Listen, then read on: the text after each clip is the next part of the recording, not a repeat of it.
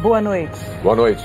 Mudanças na metodologia, no horário de divulgação e erros de dados do Ministério da Saúde geram críticas e reações. Associações médicas afirmam que o governo dificulta a análise real do quadro da pandemia no Brasil. A comissão mista do Congresso anuncia que só vai considerar os números da Covid fornecidos pelas secretarias estaduais. A Organização Mundial da Saúde cobra transparência e consistência do governo Bolsonaro na comunicação sobre a pandemia. Mas o Ministério da Saúde insiste em divulgar apenas as mortes ocorridas no período das últimas 24 horas. E retira dessa conta os óbitos por Covid confirmados nas últimas 24 horas e que aconteceram em dias anteriores. Veículos de imprensa formam um consórcio para apuração de dados da doença. Segundo esse levantamento, o Brasil chega a 37.312 mortos na pandemia. 849 óbitos confirmados em 24 horas. Depois da queda nas internações, com o fim do lockdown, a ocupação de leitos em São Luís volta a subir. Um estudo mostra quais medidas de isolamento ajudaram a salvar mais de 3 milhões de vidas no mundo. A Nova Zelândia zera os casos de Covid, mas mantém as fronteiras fechadas. Beneficiários do auxílio emergencial relatam sumiço de dinheiro no aplicativo da Caixa. E o Banco Mundial prevê um encolhimento de 8% da economia brasileira.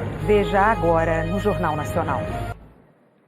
A pandemia do novo coronavírus tem imposto ao Brasil um sofrimento que outros países também enfrentaram.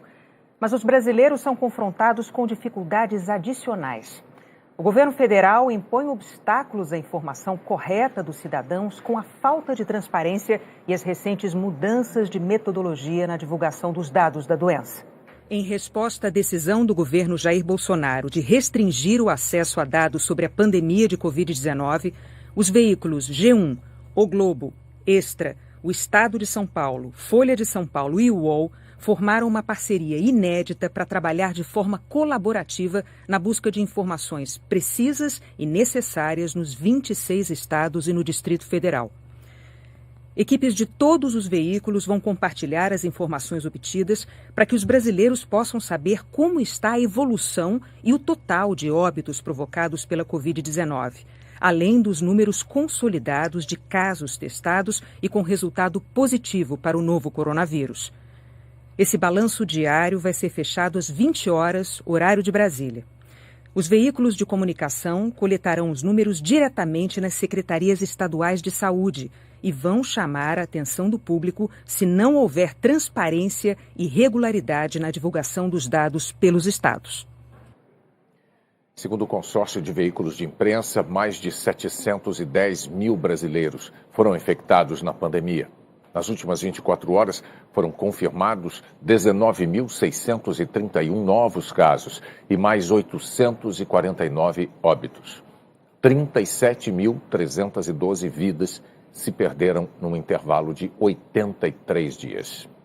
Personalidades dos meios político e jurídico e entidades representativas de profissionais e veículos de comunicação elogiaram o consórcio criado pelos órgãos da imprensa brasileira. O presidente da Câmara, Rodrigo Maia, disse que a iniciativa mostra a importância da liberdade de imprensa para a transparência, não apenas na divulgação de dados, mas em todas as ações dos agentes públicos. O presidente da Associação Brasileira de Imprensa, Paulo Jerônimo, afirmou que a iniciativa honra a imprensa brasileira. O presidente da Associação Nacional de Jornais, Marcelo Resch, disse que a iniciativa evidencia a relevância dos meios de comunicação num momento grave como esse da pandemia. O presidente do Supremo Tribunal Federal, ministro Dias Toffoli, também elogiou o consórcio. Temos uma imprensa livre, independente e atuante, que amplia as fronteiras da informação. A liberdade de expressão e de consciência política garante ao cidadão amplo direito de voz. Vimos hoje, por exemplo, a realização de uma parceria colaborativa entre diversos veículos de comunicação, exatamente para procurar dar transparência aos dados da pandemia no país. A transparência é mandamento constitucional, como já o disse. São, portanto, bem-vindas todas as medidas que visam reforçá-la. Essa iniciativa é mais uma demonstração do trabalho de excelência realizado pela imprensa ao auxiliar na comunicação com as informações necessárias ao combate da pandemia.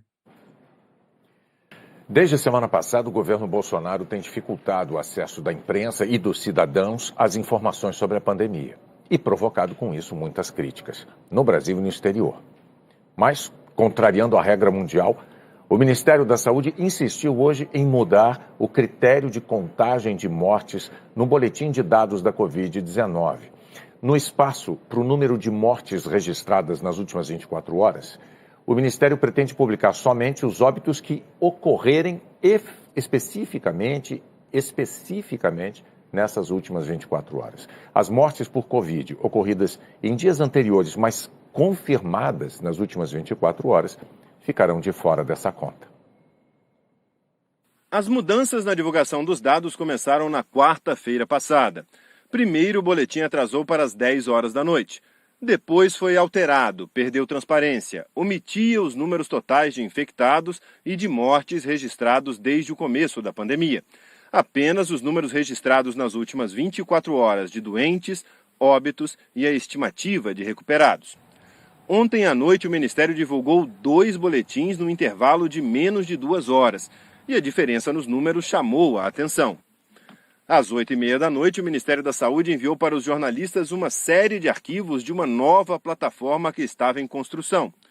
Um deles informava que o total de mortes no Brasil chegava a 37.312 e o total de casos, 685.427. Comparando com os números de sábado, isso significava que o Brasil tinha registrado 1.382 novas mortes em 24 horas e 12.581 novos casos.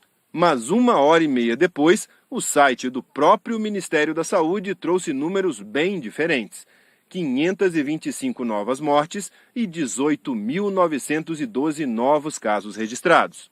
Hoje, 12 horas depois, o Ministério da Saúde reconheceu o erro entre os números divulgados.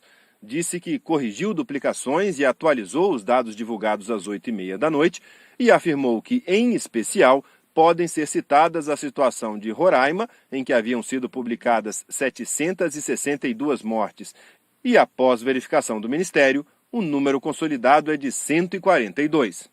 Outra situação corrigida foi em relação ao número de casos confirmados no Ceará, que passou de 62.303 para 64.271 após a atualização. O governo anunciou ontem que iria mudar a maneira de contar as mortes. O Ministério da Saúde passaria a informar apenas as mortes que ocorreram nas últimas 24 horas, e não as que foram registradas nesse período, como é feito hoje no mundo inteiro. Fontes do Ministério da Saúde reforçaram que a pressão para mudar a forma de contabilizar os números sobre a pandemia veio do Palácio do Planalto.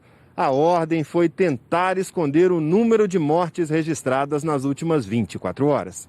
O jornal Valor Econômico mostrou que a sugestão para a maquiagem dos dados partiu do empresário Luciano Hang, amigo do presidente Jair Bolsonaro, e investigado na operação contra fake news, em inquérito que apura ofensas e ameaças a ministros do Supremo Tribunal Federal. Luciano Hang, que não é médico e nem tem experiência em gestão de saúde pública, colocou em dúvida as informações do próprio Ministério da Saúde sobre as mortes causadas pelo coronavírus. Servidores disseram que o vídeo em que Hang fala sobre as mortes foi repassado pela cúpula do Ministério da Saúde para eles no fim de semana. Cientistas explicam que, na maioria das vezes, a confirmação de uma morte por Covid-19 leva dias, por causa da demora nos exames. Mesmo assim, é importante que todas elas sejam divulgadas para que a sociedade possa ter uma noção real da velocidade de evolução da pandemia nas várias regiões do Brasil. E só assim esses dados podem ser comparados com as informações de outros países. Mostrar esses dados, essa dinâmica é muito importante e é um direito de toda a população e a sociedade civil, não apenas nós médicos que produzimos os dados, né, ou aqueles que analisam os dados na rede hospitalar, na rede do SUS, na rede privada, mas é essa inversão, essa modificação nesse sistema de computação e de informação de dados foi profundamente infeliz e equívoca, sem dúvida nenhuma. Só vejo que a gente perde em transparência do dado. Nenhuma epidemia foi enfrentada com tanta transparência no mundo hoje. Hoje a gente entra em dezenas de sites internacionais e nacionais e tem o dado pronto, disponível, que nos permite projetar com modelos matemáticos, entender tendências, monitorar para saber se temos resposta efetiva ou não, e o quanto é necessário manter as pessoas em isolamento, em distanciamento das medidas de contato social. Se a gente não tem um sistema ágil, como ele pode e deve ser, a gente dificulta a resposta em escala nacional, sobretudo nas regiões, nos estados e nos municípios que têm mais dificuldade de lidar com essa informação em tempo real, no menor tempo possível, para fazer o monitoramento do que está acontecendo na sua localidade. Este médico epidemiologista, que integra o comitê científico que assessora os governadores do Nordeste no combate à pandemia, diz que essa mudança pode ser usada para esconder mortes que ocorreram em dias anteriores. Se você optar por divulgar apenas de acordo com a data da ocorrência de hoje, você estará esquecendo uma série de pacientes que morreram em dias anteriores e que nunca mais existirão. O óbito que ocorreu, por exemplo, no dia 2 de junho e que foi confirmado hoje, ele não estará na estatística, né? Ele não aparecerá nunca, nem hoje nem nunca, nesse tipo de estatística, né?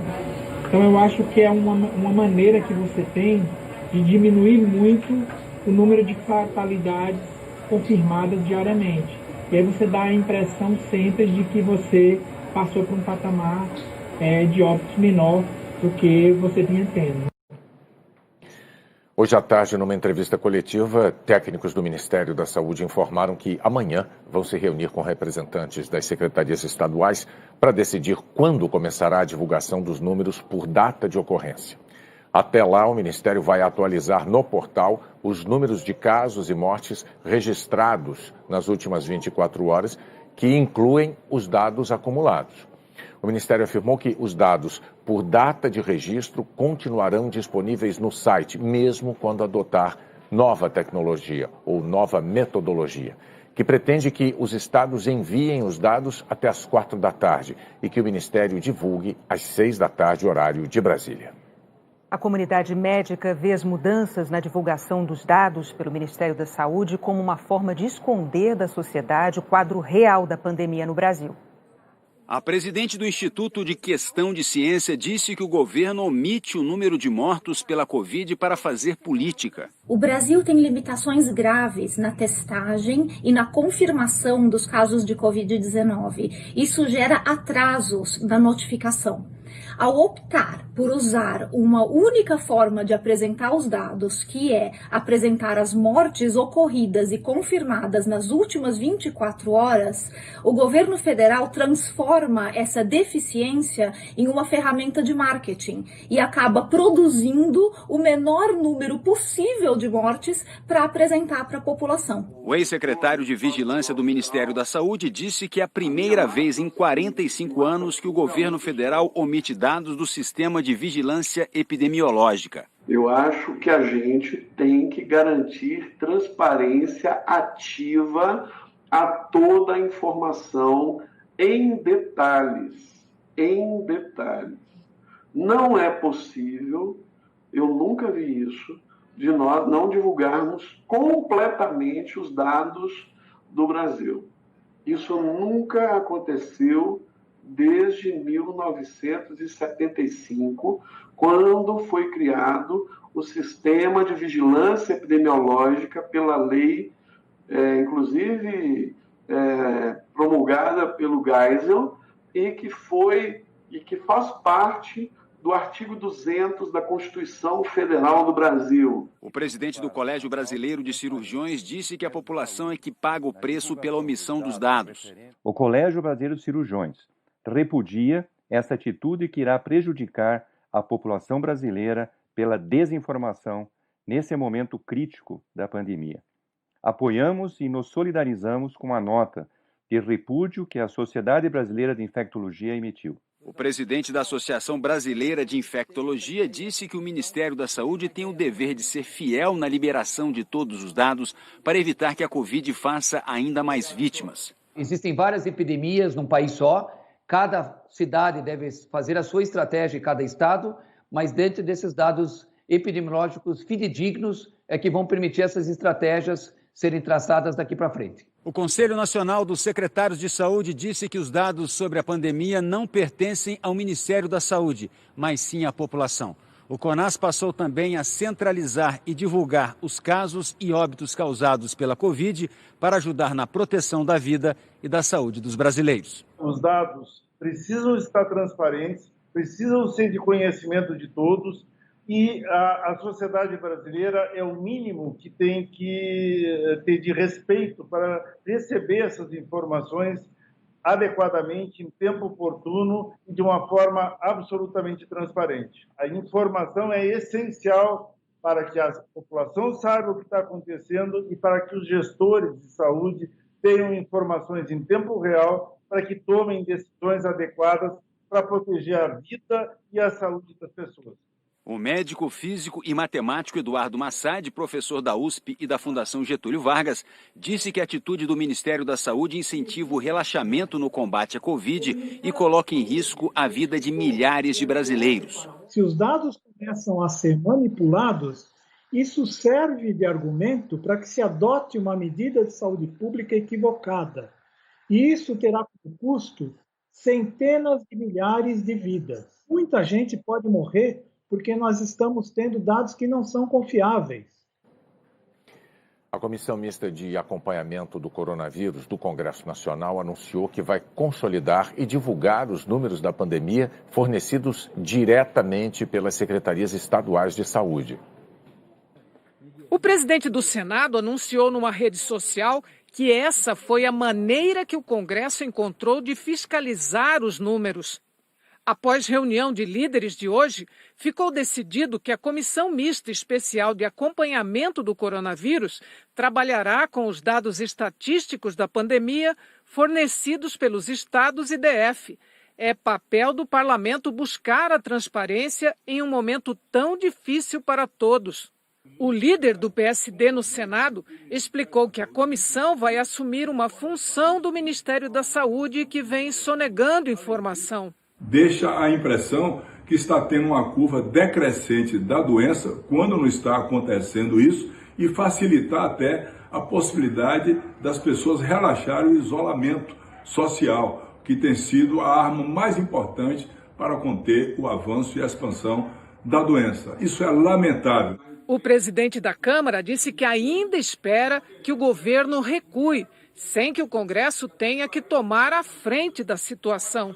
Seria um caminho de mais confronto, que seria a aprovação de uma lei de transparência exigindo a divulgação desses números. Não é o melhor caminho. O que nós queremos é que o método seja mantido, que a transparência seja mantida, porque não adianta querer maquiar os números de infectados e de mortes em relação ao coronavírus. Quanto mais transparência, né, melhores as condições de trabalho daqui para frente para cada um dos secretários estaduais ou municipais. E é importante que a sociedade brasileira, né, que o mundo tenha as informações daquilo que está acontecendo no Brasil. A comissão externa da Câmara, que trata de ações contra o coronavírus, chamou o ministro interino da Saúde, Eduardo Pazuello, para dar explicações. Ele deverá ser ouvido nesta terça-feira. A relatora da comissão diz que a guerra de informação não ajuda em nada. Em momento de pandemia, a informação é primordial. Clareza nos dados, segurança nos dados é fundamental. Governadores reagiram com espanto e indignação às mudanças impostas pelo governo no trato das informações sobre a Covid-19. O governador do Ceará disse que a transparência em relação aos números é fundamental. Para se ter a real dimensão da pandemia do Brasil, inclusive para ajudar estados e municípios a planejar ações eficazes e efetivas no combate a essa pandemia. Não é escondendo os números que nós vamos resolver essa situação.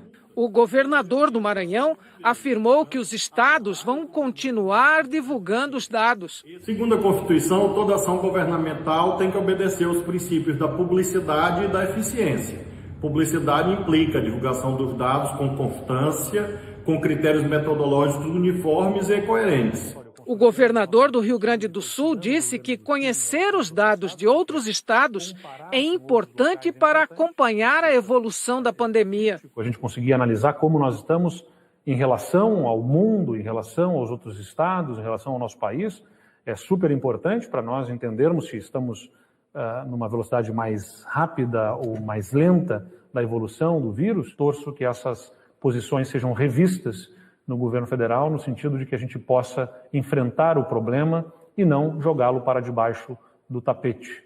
O governador de São Paulo fez um apelo ao presidente. Não faz sentido o mandatário do país não obedecer à orientação da Organização Mundial da Saúde.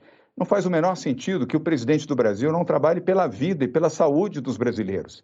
O ex-ministro da Saúde, Luiz Henrique Mandetta, disse que será uma tragédia esconder os números. Qualquer número que ele coloque agora está sob suspeição, porque ele tentou fazer uma maquiagem, uma cirurgia reparadora, alterar os números. Você vai para uma categoria de países muito parecido com a Coreia do Norte, com a Venezuela, que estão sempre regimes fechados e que torturam os números para que eles confessem uma normalidade que todos sabem que não existe. A Ordem dos Advogados do Brasil afirma que, ao não dar transparência aos dados da pandemia, o governo descumpre preceitos constitucionais.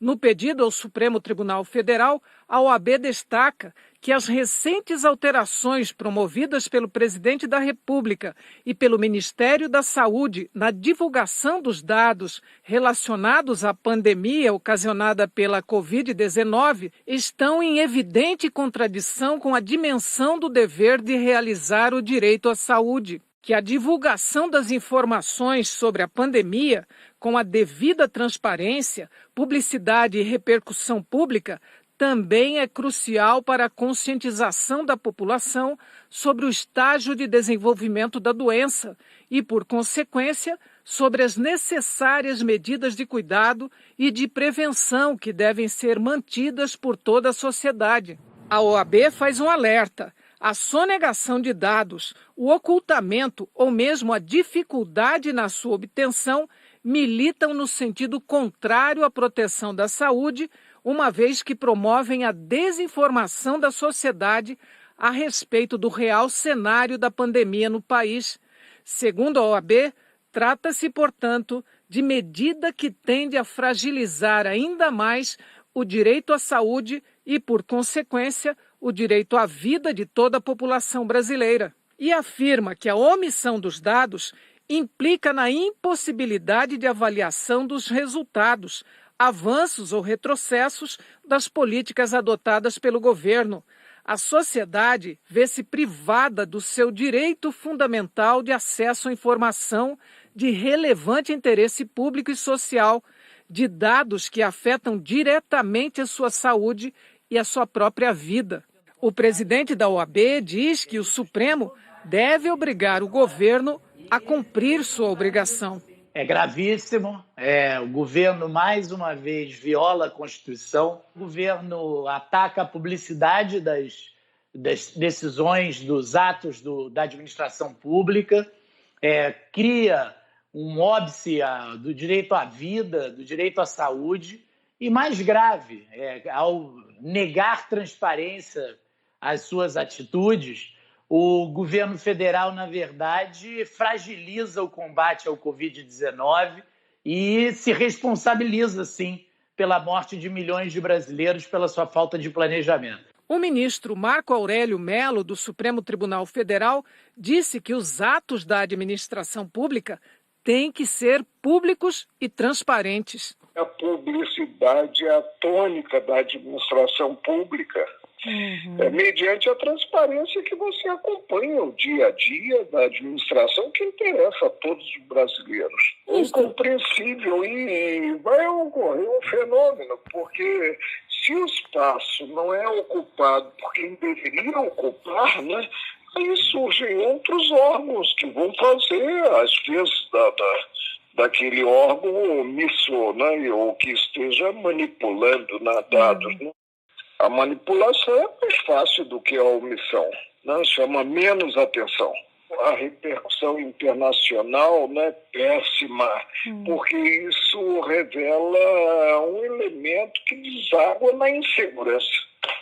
Você não tem concretude, né, quanto ao que é divulgado. Isso é horroroso, né? O investidor estrangeiro, meu Deus do céu, isso não passa pela cabeça dele. Se omite quanto a isso, né, e quanto a outros aspectos, né, também vai ocorrer. A nova forma de informar os dados da Covid-19 no Brasil teve repercussão mundial extremamente negativa. Os principais jornais e agências de notícias destacaram o que chamaram de apagão de dados. A maioria atribuiu ao presidente Jair Bolsonaro a decisão de esconder ou controlar as informações e afirmou que o novo sistema confunde os especialistas. A Organização Mundial da Saúde cobrou do governo brasileiro transparência e consistência na comunicação com os cidadãos. Na entrevista coletiva, perguntei se a OMS está preocupada com a confusão no Brasil em torno dos números da pandemia. O diretor executivo do Programa de Emergências, Mike Ryan, destacou que alguns dos dados que recebe do país estão entre os mais detalhados e atualizados no mundo e que espera, sinceramente, que isso continue. Ele ressaltou a importância do compartilhamento de informações. Afirmou que os brasileiros precisam entender o que está acontecendo, saber por onde o vírus está se espalhando e como administrar os riscos. Mike Ryan disse que tem esperança de que o governo federal e os estados brasileiros possam continuar se comunicando de maneira consistente e transparente com os cidadãos para acabar com a Covid-19 o mais rapidamente possível. O chefe de emergências, Mike Ryan, afirmou que a América Latina precisa de liderança política forte. A região, segundo ele, é a que enfrenta a situação mais complexa em todo o planeta. E o diretor-geral, Tedros Adhanom, alertou que, globalmente, a pandemia está piorando. Tedros Adhanom disse que o mundo registrou ontem o maior número de novas infecções desde o início da pandemia, mais de 136 mil. De acordo com os dados da OMS, o Brasil foi o país com mais casos novos no domingo. Por outro lado, a líder técnica da OMS, Maria Van Kerkhove, trouxe uma boa notícia. Ela disse que a transmissão da Covid-19 por pacientes assintomáticos parece ser rara. Temos uma série de relatos de países que estão fazendo rastreamento muito detalhados, seguindo casos assintomáticos e seus contatos e não estão encontrando transmissões secundárias. É muito raro. A Bianca Rotier apareceu sem máscara porque a pandemia está sob controle na Suíça. As autoridades locais e a OMS recomendaram o uso de máscara só quando não for possível manter o distanciamento, por exemplo, no transporte público. Hoje, a Suíça registrou 7 novos casos e nenhuma morte. No início da noite desta segunda-feira, o Ministério da Saúde voltou a divulgar mais cedo os dados do novo coronavírus. Segundo o Ministério, o total de pessoas infectadas pelo coronavírus no Brasil é de 707.412. Em 24 horas, foram registrados mais de 15 mil casos de Covid. Oficialmente, 37.134 brasileiros morreram. O Ministério afirma que nas últimas 24 horas ocorreram 679 mortes e que não estão somados os casos e os óbitos de Santa Catarina e de Alagoas. O Ministério não explicou por que não contabilizou mortes ocorridas em Goiás e no Distrito Federal. Os números divulgados pelo Ministério da Saúde estão abaixo dos dados divulgados pelo consórcio dos órgãos de imprensa. Por exemplo, o Ministério registrou 170 mortes a menos nas últimas 24 horas e menos 3.977 novos casos confirmados. Em Natal, não há vagas em UTIs da rede pública para o atendimento da Covid-19. Esse vídeo mostra pacientes com sintomas da Covid-19 e acompanhantes dividindo uma sala pequena de uma unidade de pronto atendimento em Natal. Dona Sebastiana, de 95 anos, teve que ser atendida numa cadeira de rodas, porque não há vagas nem pontos de oxigênio para todo mundo. Quando chegamos, os pontos estão todos ocupados. Conseguimos ainda uma chamada de chama de bala, mas é o cilindro de oxigênio.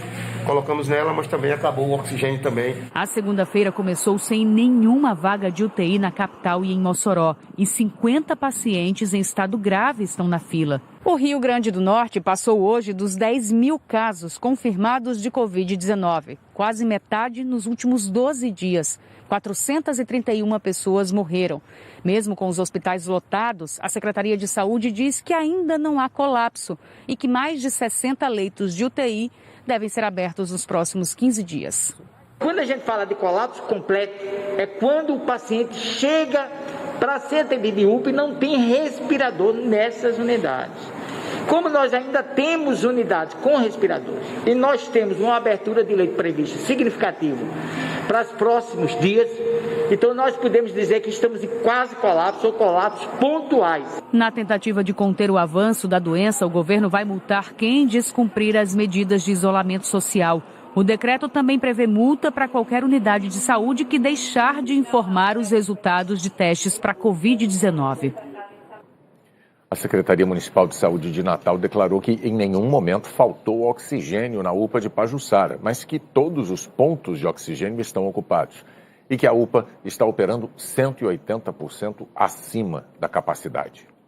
No Acre, 100% dos leitos de UTI da rede pública de Rio Branco estão ocupados. São 38 na capital. Alguns estados e municípios ampliaram as medidas de reabertura nesta segunda-feira. Em Pernambuco, setores como o comércio atacadista e a construção civil puderam retomar atividades. Em Fortaleza, livrarias, lojas de roupa e shoppings. A Prefeitura de Belém autorizou os ambulantes nas ruas. A de Palmas reabriu lojas de departamentos e concessionárias. A Justiça suspendeu a flexibilização das medidas de isolamento social no Rio de Janeiro. No primeiro dia útil do relaxamento no estado, as primeiras regras foram quebradas. Passageiros só poderiam viajar sentados. Só que muitos ônibus circularam lotados entre os municípios e nos corredores expressos da cidade do Rio. Aglomeração também nos trens. E no asfalto, cada um no seu carro, mas todos juntos no engarrafamento. Na cidade do Rio, prevalecia um decreto da prefeitura, determinando uma retomada gradual das atividades em 6 fases. Já o governo do estado autorizou a reabertura imediata de muitos setores, em um outro decreto que os municípios não eram obrigados a seguir. Agora, nenhum deles está valendo. No fim da tarde, a Justiça determinou a suspensão dos principais trechos dos decretos que relaxavam as medidas de isolamento.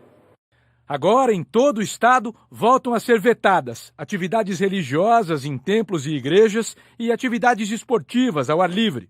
E devem ficar fechados os pontos turísticos, os bares e restaurantes, os shoppings e o Detran. O pedido de revogação dos decretos foi feito pelo Ministério Público e pela Defensoria Pública do Estado. A decisão da Justiça diz que estão em jogo vidas humanas e que o relaxamento inadequado das medidas de isolamento social pode causar uma aceleração do contágio por Covid-19 de difícil reversão, mesmo que as restrições voltem a ser estabelecidas posteriormente. O juiz vai discutir o assunto novamente na quarta-feira, numa audiência em que os secretários de saúde do estado e do município terão de explicar as decisões que tomaram. A Prefeitura do Rio afirmou que está estudando os termos da liminar. O governo estadual declarou que se baseou na redução do número diário de óbitos para permitir a reabertura e que vai recorrer. Depois de quase 3 meses, o governo de Santa Catarina autorizou a volta do transporte coletivo no estado. A decisão final é das prefeituras que adotaram medidas sanitárias para retomar o serviço. Em Joinville, os ônibus só podem circular com 60% da capacidade. A cidade concentra o maior número de mortes em Santa Catarina. Linhas interestaduais ainda estão proibidas. Em São Luís, passado o período de lockdown, o número de casos de Covid voltou a subir.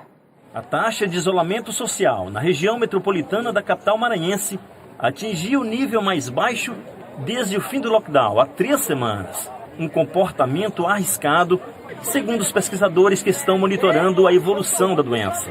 Os modelos estão prevendo um grande risco de recrudescimento da doença na ilha. A doença não está controlada e assim, o risco de transmissão, ele é grande. O pico do número de casos por dia em São Luís tinha ocorrido no dia 22, com 468 casos. Esse número havia baixado para 150 casos 10 dias após o lockdown e voltou a crescer, chegando próximo ao pico com quase 450 casos no sábado. Já o pico do número de óbitos ocorreu em 19 de maio, com 25 mortes. Esse número oscilou para 2 mortes no fim de maio. No domingo, foram registradas 11. São Luís foi a primeira cidade no país a ter um bloqueio total das atividades.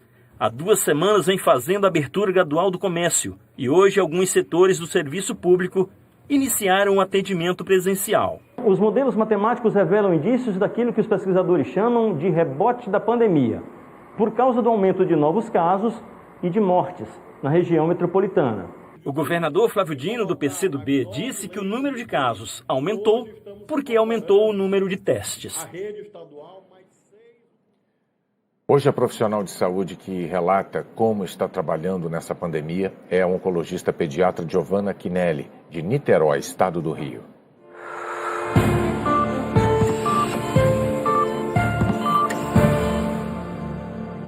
A oncologia, diferente de muitas outras especialidades, a gente não pode parar, viabilizar uma estrutura, viabilizar uma ala COVID-free para a gente assegurar que esses pacientes seriam tratados de maneira adequada.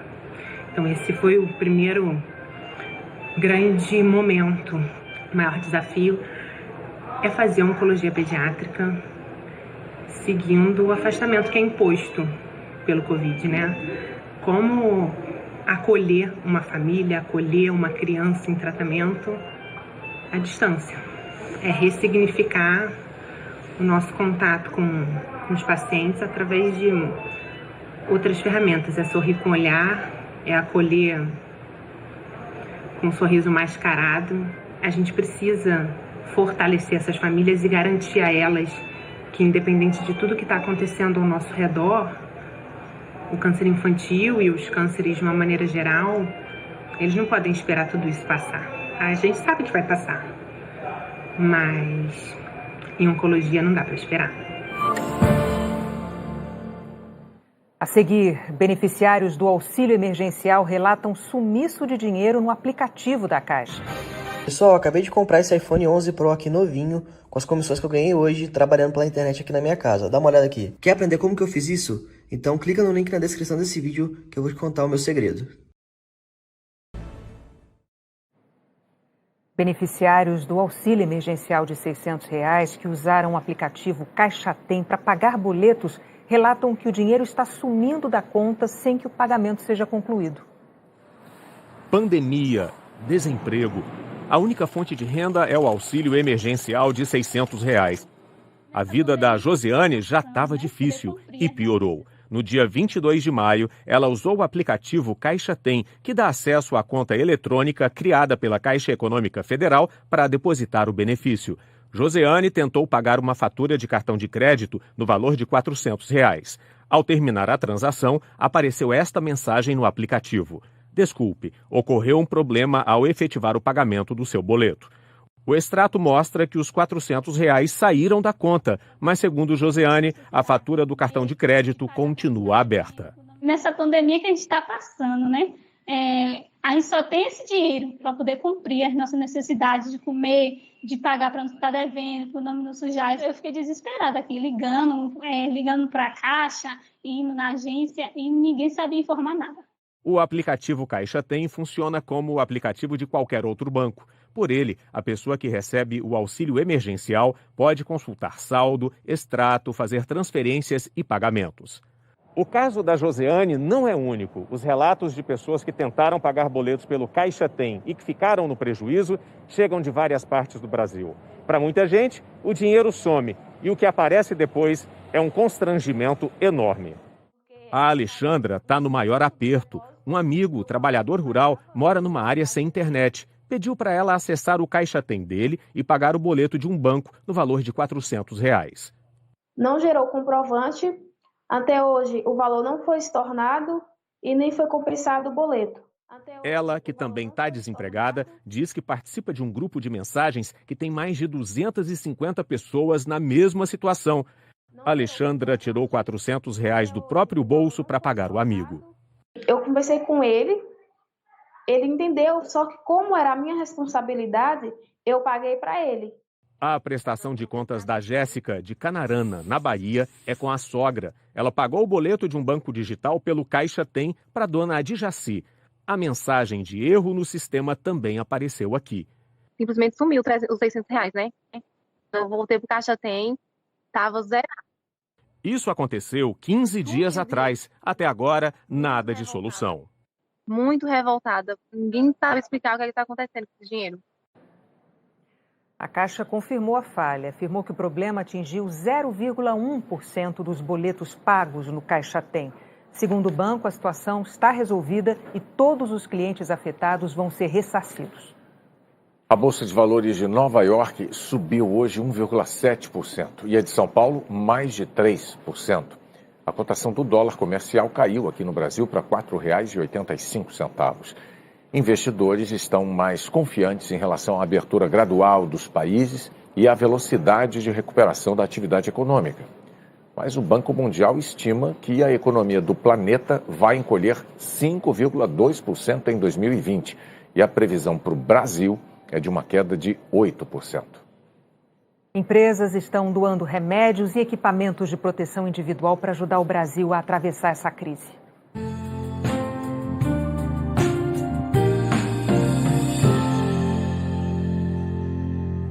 A Eurofarma, a indústria farmacêutica, está destinando 24 milhões e meio de reais para iniciativas de combate à Covid-19 no Brasil.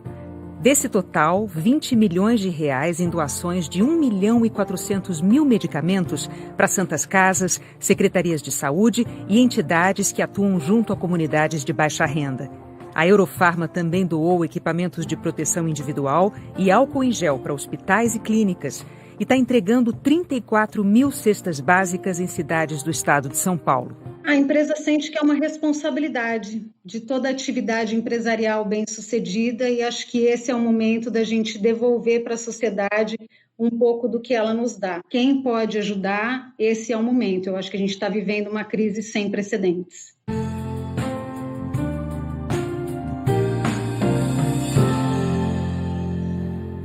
A seguir, a justiça americana estabelece a fiança para o ex-policial que matou George Floyd. Peritos voltam ao prédio em que morreu o menino Miguel, no Recife. A Nova Zelândia anunciou oficialmente que eliminou o novo coronavírus do país. Today there are no active cases in New Zealand. Já são 17 dias sem novos casos na Nova Zelândia. E a primeira-ministra disse que chegou a dançar ao saber da alta do último paciente. I did a little dance. Jacinda Ardern não contém a alegria nem a Nova Zelândia. O país voltou ao normal. Todas as regras de distanciamento caíram. E os neozelandeses agora podem festejar à vontade. Mas para chegar até aqui foram 2 meses e meio de restrições, incluindo 7 semanas de confinamento rígido. A primeira-ministra tentou manter positividade durante a pandemia. Jacinda dividiu a rotina pela internet, tirou dúvidas, sempre atendeu a imprensa com calma, até durante um terremoto em maio. Hoje, Jacinda avisou para ninguém se abalar caso aconteça um novo surto. Ela disse que quando a fronteira reabrir, é quase certo que vão aparecer novos casos, mas prometeu que o governo controlaria a situação. Os turistas ainda não podem entrar na Nova Zelândia e os neozelandeses que quiserem voltar à ex-colônia britânica precisam ficar confinados por 14 dias. Aqui no Reino Unido, por exemplo, as 2 semanas de confinamento valem para quase todo mundo que vier de fora.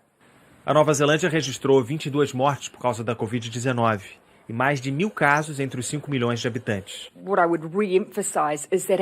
A primeira-ministra só vai reabrir a fronteira para países que eliminarem o novo coronavírus. A Nova Zelândia é quem controla a dança. Um estudo do Imperial College de Londres, incluindo 11 países europeus, revelou que medidas de isolamento, como o fechamento de lojas e de escolas, reduziram as taxas de transmissão da Covid-19 na Europa, a ponto de ter poupado até 3 milhões e 100 mil vidas. Um outro estudo realizado por cientistas dos Estados Unidos e publicado na revista Nature mostrou que as políticas de isolamento social adotadas em 6 países, China, Coreia do Sul, Itália, França, Irã e Estados Unidos, impediram ou retardaram a infecção de 530 milhões de pessoas pelo novo coronavírus. A cidade mais populosa dos Estados Unidos começou um processo cuidadoso de reabertura. Depois de 78 dias quase vazio, o metrô de Nova York voltou a ter um aumento no número de passageiros. O trem é um dos símbolos da cidade, mas não exatamente por causa da limpeza. A vice-presidente do metrô disse que agora as estações vão ser desinfetadas 2 vezes por dia. Os sinais no chão marcam o distanciamento que as pessoas devem manter umas das outras e máscaras são obrigatórias. A cidade autorizou a retomada das obras e do comércio, mas só para retirada de produtos. Restaurantes e bares continuam funcionando só para entregas. Esse foi só o dia 1 da primeira fase de reabertura de Nova York, mas a estimativa é que cerca de 400 mil pessoas já voltem a circular diariamente nas ruas e ajudem a, devagarinho, ir fazendo a cidade voltar a ser o que era antes. A justiça americana determinou uma fiança no valor de $1.250.000 para o ex-policial acusado de matar George Floyd. Derek Chauvin participou da primeira audiência por videoconferência da prisão de segurança máxima. Ele é acusado de homicídio doloso, quando há intenção de matar, e pode pegar até 40 anos de prisão. George Floyd foi homenageado hoje com um velório em Houston, no Texas, onde cresceu. O enterro vai ser amanhã. Em várias partes do país, manifestantes voltaram às ruas e já começaram a colher resultados concretos. Em Nova York, o prefeito anunciou que vai desviar parte das verbas da polícia para programas sociais. Cortar o orçamento das forças policiais é um dos pedidos dos manifestantes. Em Minneapolis, onde Floyd foi assassinado, o Conselho Municipal decidiu desmontar o Departamento de Polícia e criar um novo sistema de segurança pública. No Congresso, líderes do Partido Democrata de oposição se ajoelharam durante 8 minutos e 46 segundos, o tempo em que Floyd ficou sob o joelho do ex-policial. Os parlamentares apresentaram um projeto de lei amplo que, entre outras medidas, proíbe a imobilização de suspeitos pelo pescoço e acaba com proteções legais que dificultam a investigação e punição de policiais acusados de cometer crimes. Na Suíça, o diretor-geral da Organização Mundial da Saúde disse que apoia o movimento global contra o racismo. Pediu que os manifestantes obedeçam o distanciamento social e usem máscaras. Para Donald Trump, o racismo se tornou um problema eleitoral. 65% dos americanos acreditam que a forma como o presidente reagiu aos protestos agravou a situação. Há 5 meses da eleição, pesquisas mostram também que 57% acham o desempenho de Trump na presidência ruim. Aqui no Brasil, os peritos voltaram pela 3ª vez ao prédio no centro do Recife, de onde caiu o menino Miguel, de 5 anos. Os peritos calcularam o tempo que Miguel levou para chegar de elevador ao 9º andar de onde caiu. E quanto tempo levaria para alguém fazer o mesmo percurso pela escada? Os peritos também confirmaram que não há câmeras de segurança nas escadas e no corredor onde ficam os compressores de ar-condicionado. Durante a perícia, uma das hastes da grade de segurança do local se soltou. Seguir, o ministro do Supremo, Celso de Mello, dá mais 30 dias para a PF investigar se o presidente Bolsonaro tentou interferir politicamente na corporação. O presidente do STF, Dias Toffoli, defende uma trégua entre os poderes da República para enfrentar a pandemia. Um vândalo foi preso por ter atirado uma lata de tinta vermelha na rampa do Palácio do Planalto, em Brasília.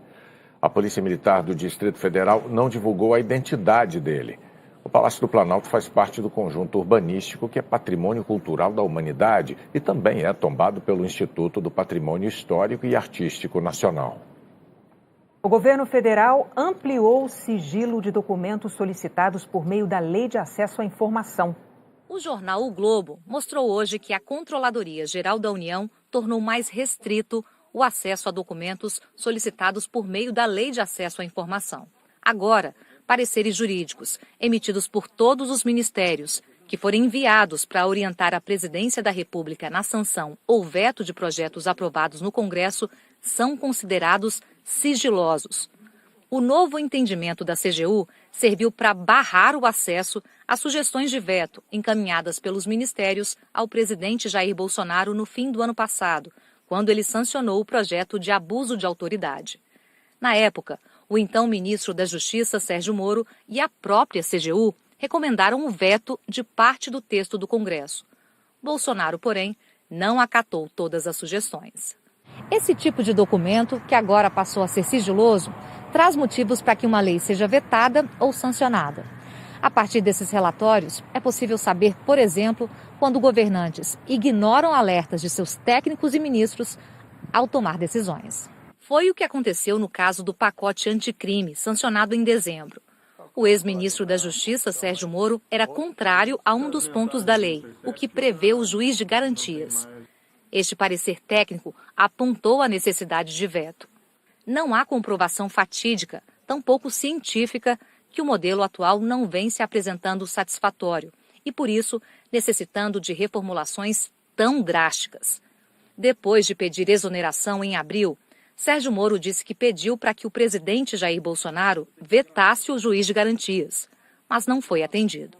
O jornal o Globo pediu informações sobre a lei de abuso de autoridade para a CGU e também para a Secretaria-Geral da Presidência da República. Depois de ter o pedido negado, recorreu, mas o governo manteve os dados em sigilo. Segundo a reportagem, a Controladoria Geral da União mudou de posição. Na decisão, a CGU ampliou os casos de sigilo para considerar que a restrição se aplicava não só à AGU, mas às consultorias jurídicas vinculadas à Advocacia Geral de todos os ministérios e também a atos proferidos por advogados públicos. Pelo novo entendimento, o documento só é público se o advogado público concordar com sua liberação. O ex-ministro Jorge Rage afirma que o governo precisa explicar por que manteve o sigilo das informações se a lei existe justamente para garantir o direito ao acesso. A publicidade no serviço público é a regra. O sigilo é a exceção. É claro que haverá casos excepcionais. Digamos que é um projeto de lei onde há um parecer que envolve uma questão de segurança nacional, que envolve uma questão de sigilo fiscal. Claro que isso é protegido por outras regras da lei, não é pelo fato de ser um parecer jurídico. O diretor executivo da Transparência Internacional diz que a restrição de dados demonstra um retrocesso. Porque é uma informação que fundamenta as decisões mais importantes para a sociedade, as decisões de políticas públicas, de reformas legais.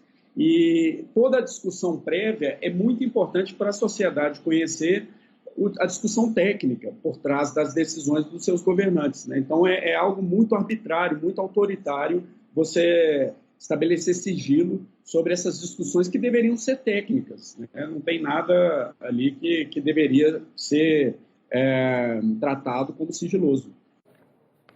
A Controladoria Geral da União foi questionada sobre os motivos para a mudança, mas não se manifestou. O ministro Celso de Mello, do Supremo Tribunal Federal, prorrogou por mais 30 dias o inquérito que apura se o presidente Jair Bolsonaro tentou interferir politicamente na Polícia Federal. O ministro atendeu a um pedido da PF com aval do Procurador-Geral da República, Augusto Aras. Entre as medidas pendentes, a Polícia Federal quer ouvir o próprio presidente. Os investigadores querem ainda aprofundar investigações na Superintendência da PF no Rio e analisar inquéritos que envolvem a família Bolsonaro. O presidente do Supremo Tribunal Federal, ministro Dias Toffoli, defendeu hoje uma trégua entre os poderes. O ministro Dias Toffoli participou de um evento online organizado pela Associação dos Magistrados Brasileiros. O presidente do Supremo começou falando da pandemia e de suas vítimas. Vivemos um momento dramático, marcado pelo avanço da pandemia e pelo aumento das mortes decorrentes da Covid-19. Na data de hoje, 8 de junho de 2020, o país já registra mais de 36 mil mortes em decorrência do novo coronavírus. Os números estão mostrando uma morte por minuto. Enquanto estamos aqui nessa videoconferência, infelizmente, morreram exatamente a cada minuto uma brasileira, um brasileiro. Os números não dão conta por si só da dimensão do drama que estamos vivendo, com todos os efeitos colaterais. O ministro afirmou que em um momento de dificuldades para o país, não pode haver espaços para confrontos desnecessários e artificiais. Não há de ter espaço para confrontos desnecessários e artificiais em um momento tão difícil pelo qual passa a nação brasileira. Não podemos radicalizar diferenças a ponto de tornar inviável o diálogo. Uma democracia sólida se firma na pluralidade. Devemos, portanto, cultivar o respeito às diferenças e buscar, incansavelmente, as convergências e o entendimento, a fim de trilhar o caminho da pacificação social. Dias Toffoli ressaltou a importância da justiça independente e atuante. Uma democracia forte se faz pela atuação de juízes independentes, que com altivez e imparcialidade promovem a observância da Constituição e das leis da nação.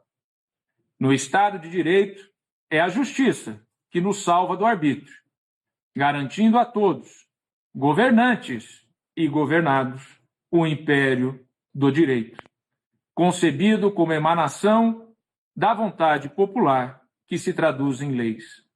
A Constituição governa os que governam. Reafirmo que o Supremo Tribunal Federal e o Poder Judiciário da Nação seguem conscientes de sua alta missão de defender a Constituição de 1988, de defender todas as conquistas dela decorrentes, sobretudo o Estado Democrático de Direito, uma democracia sólida e plural que temos hoje, alicerçada em instituições igualmente fortes e democráticas. Não há e não haverá espaço para retrocessos. Seguiremos vigilantes. Toffoli afirmou que as críticas construtivas são bem-vindas e defendeu a necessidade de uma trégua entre os poderes para que todos atuem no combate à pandemia do coronavírus. Uma trégua para o devido combate à pandemia. Uma trégua no devido combate aos efeitos colaterais que são o desemprego, que é a recessão que se avizinha, que é o déficit fiscal que se acumula em razão da necessidade de combate da pandemia e dos efeitos na seara econômica que ocorre em todo o mundo. Em seguida, disse que a dubiedade de Bolsonaro assusta a sociedade. Não é mais possível, e aqui eu dialogo diretamente com os presidentes de poderes, e em especial com o presidente Jair Bolsonaro. Não é mais possível atitudes dúbias. Eu tenho certeza que o presidente Jair Bolsonaro, em todo o relacionamento harmonioso que tive e tenho com Sua Excelência, como tenho com o seu governo, como tenho com o vice-presidente Hamilton Mourão, eles juraram defender a Constituição e são democratas. Chegaram ao poder pela democracia e pelo voto popular. Merecem o nosso respeito. Mas algumas atitudes têm trazido uma certa dubiedade. E essa dubiedade, ela impressiona e ela assusta a sociedade brasileira. E hoje não mais só a sociedade brasileira, também a comunidade internacional das nações, também a economia internacional. Nós precisamos de paz institucional, nós precisamos de ter prudência, nós precisamos de ter união no combate à Covid e aos seus efeitos colaterais. No evento, Toffoli recebeu virtualmente um manifesto assinado por mais de 200 entidades, entre elas a Associação dos Magistrados Brasileiros, a Associação dos Juízes Federais do Brasil, a OAB, a Conferência Nacional dos Bispos do Brasil e a Federação Nacional dos Jornalistas. O documento foi em defesa da democracia e do judiciário. O documento afirma que o poder judiciário é um dos pilares do Estado democrático de direito Sua independência é condição para a existência do regime democrático. Por isso, os signatários deste texto repudiam os ataques e ameaças deferidas contra o judiciário. As crises sanitária e econômica que assolam o país só podem ser superadas com a preservação dos princípios fundamentais da República, como a pluralidade política e a separação harmônica entre os poderes, bem como dos direitos e garantias fundamentais dos cidadãos e das prerrogativas dos integrantes do sistema de justiça. Atacar o STF significa ameaçar todo o judiciário e os valores democráticos do Brasil. Munidos de diálogo, pretendemos manter vivo o desejo de um país mais justo, solidário, cidadão e responsável. O Jornal da Globo hoje é depois de Tela Quente. Boa noite. Boa noite e até amanhã. Olá! Já pensou estar em casa agora e poder se profissionalizar em algo? Aproveite a quarentena e aprenda comigo a ser um florista profissional. Aqui vou te ensinar como ganhar mais de R$500 por dia em um mercado de trabalho onde falta mão de obra qualificada. No curso Arranjo Floral, você aprenderá tudo sobre flores e arranjos e se destacará no mercado de trabalho. Seja uma florista de sucesso e ganhe muito dinheiro nesta profissão que está escassa no mercado de trabalho. É isso mesmo, falta mão de obra e quem tem conhecimento e técnicas avançadas consegue os melhores trabalhos. Venha aprender comigo e seja um profissional de sucesso. Ensinamos o passo a passo das práticas nas maiores técnicas e no final do curso você receberá o seu certificado profissional.